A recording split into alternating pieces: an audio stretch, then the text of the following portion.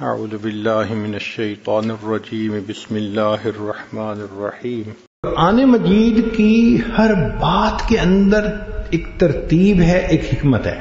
مثال کے طور پہ جب آپ مکان بناتے ہیں تو پہلے بنیادیں کھڑی کرتے ہیں، چھت تو پہلے نہیں نا کوئی ڈالتا، پہلے بنیادیں کھڑی کرتے ہیں، پھر ان بنیادوں کے اوپر چھت بناتے ہیں۔ لیکن جب عمارت کو گرانا ہو تو پہلے چھت اکھاڑ دیں، پھر باقی چیزوں کو گراتے ہیں۔ تو تعمیر کی ترتیب اور تخریب کی ترتیب اور ہوتی ہے۔ اب سنیے، اللہ تعالیٰ نے اس دنیا کو بنایا، کیسے بنایا؟ خلق الارض فی یومین، زمین کو اللہ فرماتے ہیں میں نے 2 دن میں بنایا، ثم استوی الی السماء، پھر آسمان کی طرف اللہ متوجہ ہوئے۔ چھت بعد میں بنائی، پہلے فٹنگ بنائی، اس کی فرش بنایا۔ جب قیامت کے دن اس دنیا کو اللہ تعالی توڑ دیں گے تو توڑنے کی ترتیب جب آتی ہے تو سب سے پہلے چھت پہ لائٹیں ہوتی ہیں، ان سب کو اتار دیا جاتا ہے، پھر مکان گرانا ہے۔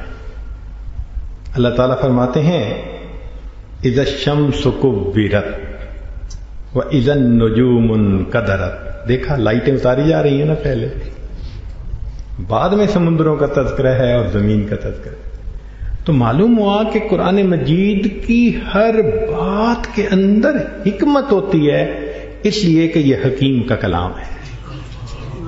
حکیم کا کلام حکمت سے خالی نہیں ہوا کرتا۔ اب رب کریم نے جو ترتیب بدلی تو اس ترتیب کے بدلنے میں بھی کوئی حکمت تھی۔ اصل میں تزکیہ کی اہمیت کی وجہ سے رب کریم نے ترتیب بدل دی، اس کو دوسرے نمبر پہ کیا کہ تزکیہ ہوگا تو علم و حکمت کی تعلیم پا سکو گے، ورنہ کسی کام کے نہیں رہو گے۔ ستھرا ہونا ضروری ہے تمہارا، تزکیہ نہ ہو تو انسان کا علم اس کی گمراہی کو بڑھاتا چلا جاتا ہے۔ اس لیے تو فرمایا یضل بہ کثیرا ویہدی بہ کثیرا، یہ قرآن بہت لوگوں کو گمراہ کر دیتا ہے، بہت لوگوں کو ہدایت دیتا ہے۔ تو قرآن سے وہی گمراہ ہوتے ہیں نا جن کے اندر کھوٹ ہوتا ہے، نیت کھوٹی، نیت بد ہوتی ہے، وہ جتنا قرآن پڑھتے ہیں اتنا وہ اور زیادہ دین سے دور ہوتے چلے جاتے ہیں۔ اس لیے تزکیہ کو رب کریم نے پہلے جو ہے وہ ذکر فرمایا تاکہ لوگ سمجھ لیں کہ اس کی ترتیب کیا ہوتی ہے۔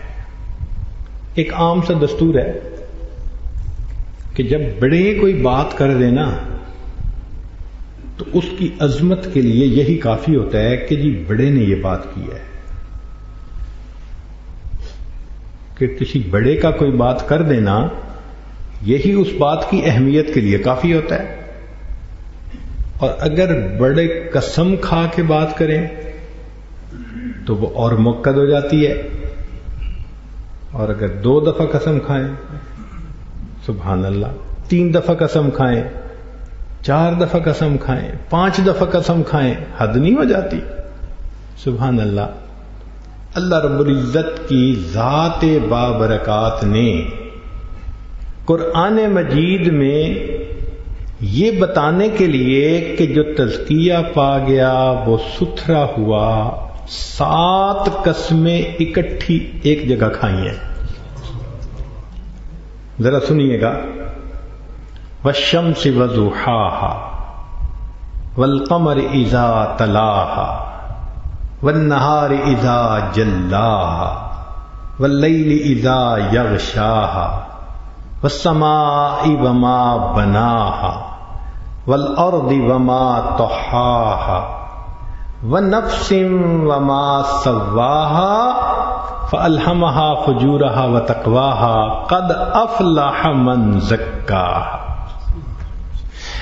پروردگار عالم نے ان روز 7 قسمیں کھائیں، تواتر کے ساتھ، تسلسل کے ساتھ 7 قسمیں کھا کے کہا جس نے تزکیہ پایا وہ فلاح پا گیا، اور جس نے نہ پایا وہ برباد ہو گیا۔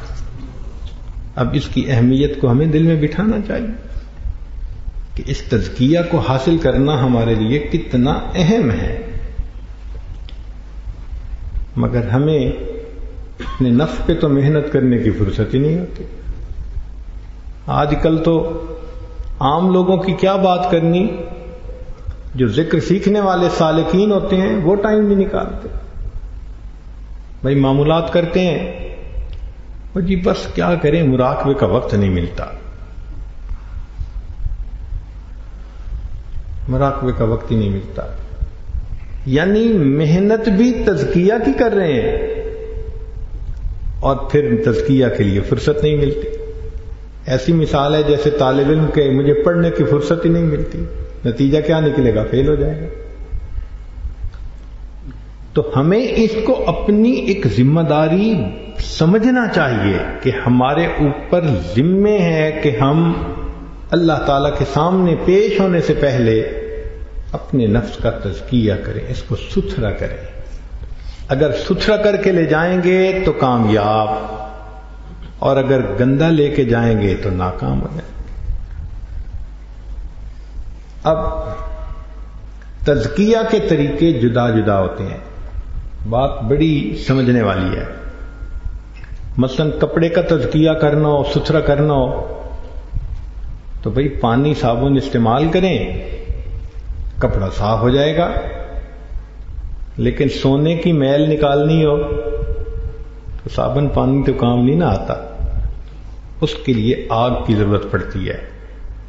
یہ سنارے لوگ جو کھوٹ نکالتے ہیں نا، تو یہ سونے کو پگھلاتے ہیں آگ میں، اور پگھلنے سے وہ جو اس کے اندر تانبا کاپر ہوتا ہے وہ الگ ہو جاتا ہے، سونا الگ ہو جاتا ہے۔ تو کپڑے کے تزکیہ کے لیے صابن پانی کی ضرورت تھی، اور سونے کے تزکیہ کے لیے اس کے کھوٹ کو الگ کرنے کے لیے آگ کی ضرورت تھی۔ تو طریقے ڈیفرنٹ ہوتے ہیں۔ انسان کے نفس کا تزکیہ کیسے ہو سکتا ہے؟ اس کے دو طریقے ہیں۔ بات اہم ہے، امید ہے آپ توجہ سے سنیں گے۔ ایک تو یہ کہ انسان اسی دنیا میں محنت کرے،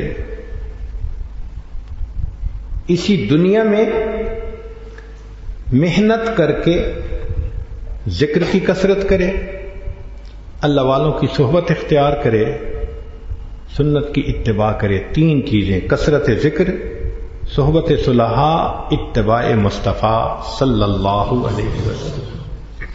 حضرت شاہ ولی اللہ مدد دہلوی رحمۃ اللہ علیہ نے اس کی تفصیل یوں لکھی ہے، وہ فرماتے ہیں کہ زمین کے اوپر جب نجاست پڑی ہو تو اس کے پاک ہونے کی دو صورتیں ہوتی ہیں، یا تو اتنی بارش برسے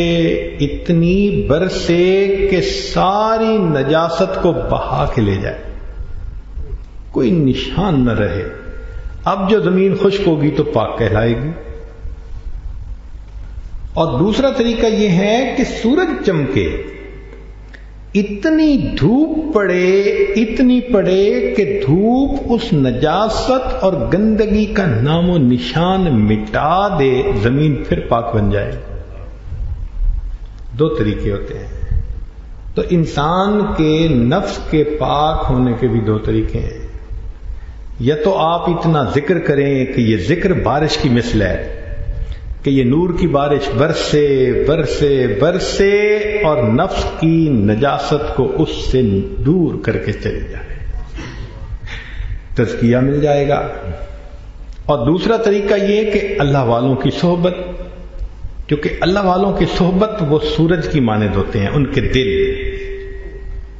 اور وہ دل سے نور کی شعائیں ہوتی ہیں، جیسے مقناطیس سے مقناطیسی شعائیں ہوتی ہیں، وہ انسان کے دل پہ پڑتی ہیں، اور یہ مقناطیسی شعائیں انسان کے اندر سے سب گناہوں کے کینسر کو ختم کر دیتی۔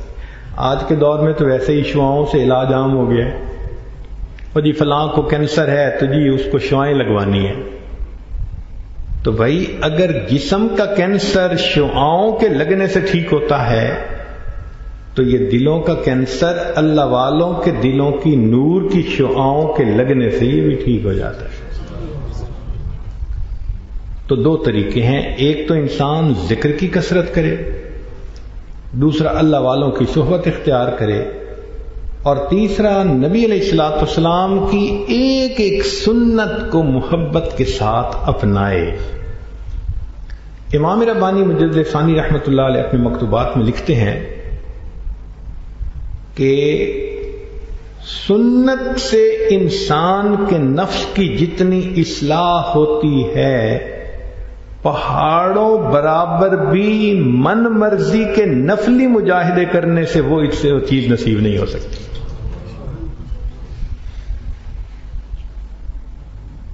تو اس لیے سنت کی اتباع ہر معاملے میں ان تین چیزوں سے انسان کا تزکیہ ہو جاتا ہے۔ چنانچہ جن لوگوں نے کسی اللہ والے کی صحبت میں بیٹھنا شروع کیا اور ان سے ذکر سیکھا اور سنت کو اپنایا، ان کی زندگیاں بدلتی آنکھوں سے دیکھی گئیں۔ بدکار تھے نیکوکار بن گئے، بھٹکے ہوئے تھے سیدھے رستے پہ آ گئے، حیوان تھے انسان بن گئے، اللہ سے باغی تھے اللہ کے فرما بردار بن گئے۔ ہم نے اپنی زندگیوں میں ایسے ہزاروں لوگوں کو دیکھا، اللہ والوں کی صحبت میں آ کے زندگی بدل۔ خواجہ مجذوب رحمۃ اللہ علیہ انگریزی لکھے پڑھے تھے اور بڑے افیسر تھے، کلیکٹر تھے، یہ ڈی سی کے لیول کا عہدہ ہوتا ہے۔ حضرت تھانوی رحمۃ اللہ کی صحبت میں آئے، زندگی بدل گئی۔ تو ان کو ایک مرتبہ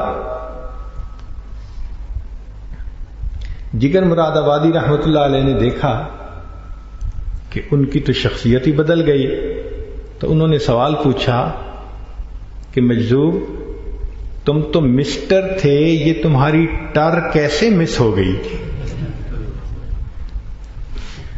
تم تو مسٹر تھے، تمہاری ٹر کیسے مس ہو گئی؟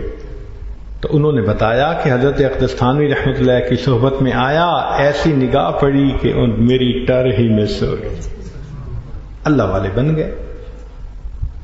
تو تین کام کرنے سے، اللہ والوں کی صحبت میں آنے سے، ذکر کو سیکھ کے کرنے سے، اور ہر کام میں سنت کی پیروی کرنے سے انسان کا من صاف ہو جاتا ہے، انسان کے نفس کا تزکیہ ہو جاتا ہے، انسان کھرا انسان بن جاتا ہے، اچھا انسان بن جاتا ہے۔